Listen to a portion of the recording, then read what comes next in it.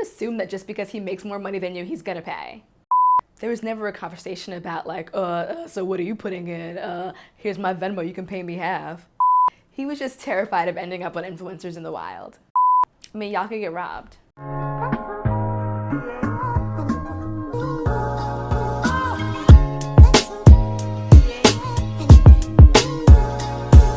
Hello, welcome back to my channel. My name is Malikah and I'm an expat and travel content creator, and today we're talking about how to survive a vacation, specifically one of your first or early on in your relationship. Now this video is for my ladies that just started dating, are in new relationships, situationships, whatever you want to call it, specifically how you can get through your first trip together. Your first travel experience can really be make or break for your relationship, so these tips will hopefully help it be a success or help you realize that you need to break up with him. If you're married, engaged, in a long-term relationship but haven't traveled together much, let me know in the comments if you want a video all about vacation tips for long-term, more serious couples. But right now, I'm spilling the tea on planning, who pays, what to do, how to manage expectations if it's in a relationship and you do or do not want certain activities on the table. So keep watching for 10 tips to survive your first vacation. Number 1, and this is probably the most important point, deciding who pays for what. So you're gonna have to be honest with yourself and with your partner when talking about money. And depending on your relationship and the finances, it can be a difficult conversation. I obviously, I would assume most women obviously always prefer when a man pays, but that may not always be realistic unless you're dating men who are extremely wealthy and also more generous. And do not confuse the two. Just because he has money doesn't mean he's gonna be generous in spending it on you. I talked about this during one of my previous videos, but my husband and I were international long distance when we first started dating, and he paid for several trips so we could see each other.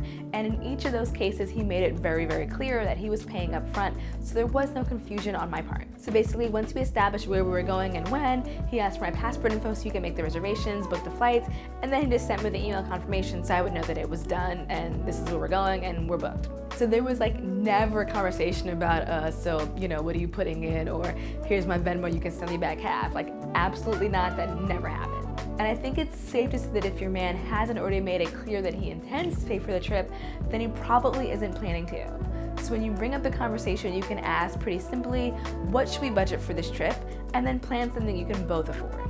If you're both on similar budgets, it should be easy to make a plan that will work for both of you. But if one person out-earns the other, one has different financial obligations or whatever, there may need to be some compromise. And don't assume that just because he makes more than you, he's going to pay for it. If he doesn't offer, have the grown-up conversation and decide if you can even afford to travel, if you still want to travel with someone who won't really support you financially in that way, and then how much you can afford to spend. Number 2, bring your own money. So even if you did establish and he agreed he's going to pay for the entire trip, that doesn't mean that you show up with no money. You're a grown-ass woman. You need to be able to handle some of your costs and some of your own expenses. You might want to buy him dinner. You might want to surprise him with a thoughtful souvenir, or something could go wrong. His credit cards get hacked, y'all could get robbed. He could just piss you off and then make you want to leave. And I talked about this in my other video on being food out. You need to be able to exercise your own autonomy, and having your own money allows you to do that. So make sure you have the cash and the credit cards that will work wherever you're going, just in case you're prepared for anything that can happen. Number 3, discuss your budget in advance. If he's paying for it, then you don't really need to discuss the budget because really it's up to him since he decided and agreed that he's paying for it, right? However, if you guys have decided to split the cost of the trip, then you need to consider how much money you can each afford to spend. I remember a story was trending on Reddit about a girl who was invited on vacation with her wealthy boyfriend and his family, but they expected her to contribute equally even though she was a very low income person. I forgot what she did exactly, but they were extremely wealthy and she couldn't afford it. And that just is completely unfair, and it also does not bode well for your relationship with that person. Don't be that person, and if your man is acting like that person, just dump him immediately and move on. Set a budget you can both afford, plan your flights, accommodations, and activities in advance to make sure you can both have fun and enjoy your trip without blowing up that budget. Number 4, speaking of activities, make sure you discuss an itinerary and consider each other's travel styles. One of you may want to do more adventurous activities that the other person isn't interested in at all. One of you may want to do things the other person wants to do but really can't afford to do on their budget. If you're going on a vacation together, you should have some idea of each other's interests, so do some research on different things to do in the destination and discuss some ideas. You also need to decide if you're even people that want to have a defined itinerary or just kind of wing it and play it by ear, or do a little bit of both. My husband could honestly sit on the same beach for 7 days straight, but I need a lot more variety because I would be bored as hell. So we compromise when we travel. We plan a balanced itinerary that we will both enjoy. And also, don't be afraid to spend some time apart and doing things exploring your separate interests. That is totally normal and very healthy. Number 5, understand that things will go wrong and be prepared for what that can mean. So travel can be fun, amazing, and also incredibly stressful. You can encounter anything from food poisoning, flight cancellations, even a natural disaster or a war suddenly breaking out in the place you're visiting. And honestly, if something does go wrong, it can really help you learn about each other in a way that you wouldn't if everything was always perfect. It can also help you decide whether or not you even want to continue this relationship. Personally, I have very low tolerance for both tempers, so if I saw a man lose his shit at the slightest inconvenience or berate a flight attendant for asking him to put on a mask, or anything obnoxious, ridiculous, or potentially violent, it's always going to be a smooth no for me. And let's just say you do end up getting sick while you're traveling. Does he care for you? Does he take care of you? Or does he go about his business and leave you to fend for himself while he goes on the jet skis and has fun? A trip together can be an amazing learning experience for you both. It can either take your relationship to the next level or it can end it. It's important to not expect things to be perfect and to be prepared to handle travel-related mishaps without letting it ruin your trip. Number 6, don't forget your boundaries. So some people may believe otherwise, but just because you're on a trip with a man, even if he pays for it, you are not obligated to have sex with him. Let me repeat that, you are not obligated to have sex with him. You are not even obligated to share a hotel room with him if you aren't sure you want to. It's perfectly acceptable to maintain and enforce your own boundaries, whatever those may be. And you should also be taking note of how he handles you having some agency, which in a new relationship is incredibly important. Does he respect your boundaries or constantly push them and disrespect you? Take notes, girl. Number 7, communication is key. Communication is the foundation of really any healthy relationship. You guys should be in a place where you have healthy communications before you hop on a plane together.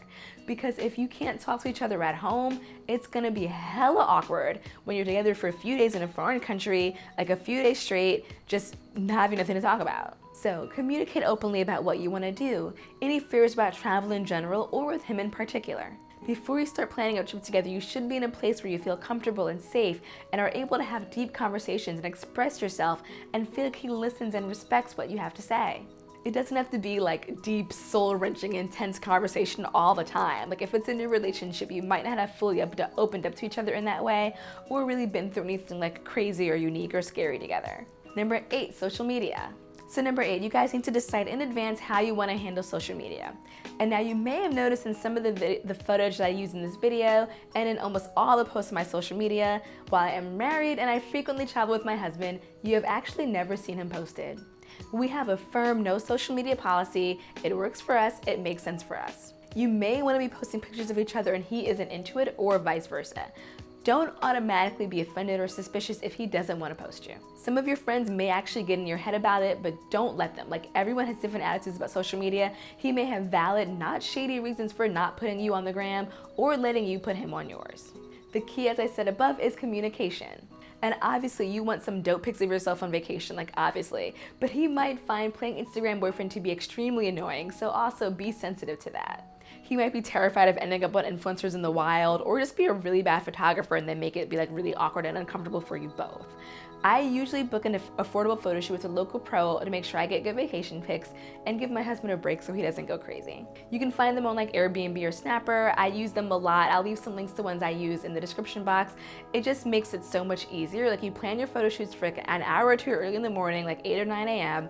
The light will be softer, there'll be less crowds, and then you'll have the entire day to spend together relaxing. Number 9, don't forget snacks. So this may sound silly, but make sure you pack snacks. No one wants to get hangry on vacation, and I feel like packing extra snacks isn't something most men will think about. I always leave room in my purse for mini bags of chips or pretzels, bars, and turkey jerky, since they come in handy at the airport, but also around your trip. Not every place has convenience stores, not every hotel has vending machines. You might end up on a full day tour and need a bite to eat, or you might make the fatal mistake of not timing your meals around the hours most restaurants are open, because in a lot of places they do have set hours for meals. So, for example, in Europe, most of the restaurants close for a 3-hour block between lunch and dinner. And if you didn't eat before they close, you'll be left out starving or trying to find a McDonald's. So, solve the problem by packing some snacks. Trust me, he will thank you. You will thank yourself if you end up needing them. And number 10, make it short. And finally, if this is your first trip together, make it a short one. We're talking 3-day weekend max, okay? Preferably somewhere with a short direct flight to kind of reduce some travel-related stressors. You may not have spent more than a day or two together, much less an entire week together in a new environment, so take it slow. It can be intense, emotional, and a short trip is just an easier way to warm up to how you travel together and the potential positives or shortcomings of your future relationship. If things go well, you can happily start planning a longer itinerary for the future, but if they go poorly, at least you didn't waste too much time. And making it a short, easy trip will reduce some of the stress and pressure and potential for things to go wrong, like missing a flight due to a lot of connections, being bored in a long layover, having lost luggage, having too much time to kill if the trip starts to get awkward on day 2, like anything that can happen. So that is it. Thank you so much for watching. If you enjoyed this video, please give it a thumbs up, drop a comment below and let me know if this helped. If you have a vacation story that you want to share, please let me know. I would love to know all about it, so let me know in the comments. And of course, if you find this helpful, check out some of my other videos and subscribe. Thank you so much for watching. I really appreciate it. You don't know how much it helps this channel. Thank you so much again, and I will catch you in the next video.